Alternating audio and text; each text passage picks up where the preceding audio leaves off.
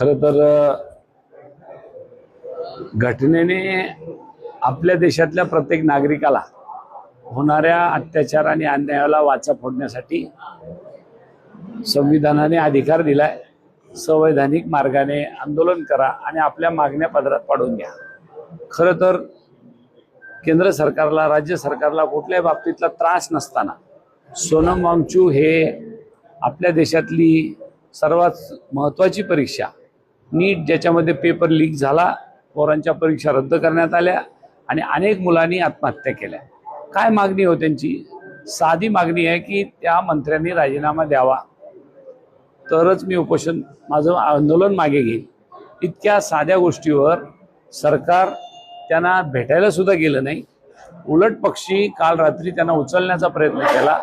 तिथं पोलिसाला छावणीचं स्वरूप आणलं, साध्या वेशात लोक गेली आणि त्यांना उचललं।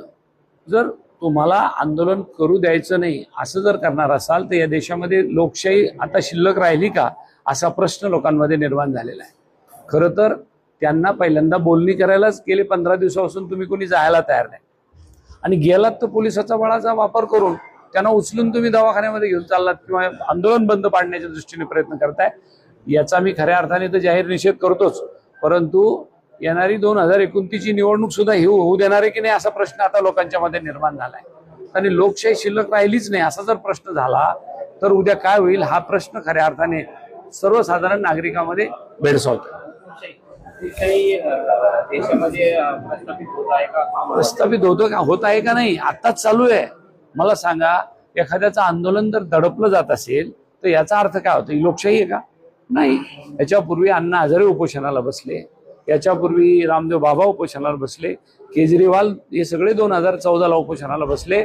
मनमोहन सिंग साहेबांनी आपल्या राज्याचे माजी मुख्यमंत्री विलासराव देशमुख साहेबांना तिथं पाठवलं आणि त्यांना पत्र देऊन सरकारचं आंदोलन मागं घ्यायला लावलं, उपोषण सोडायला लावलं।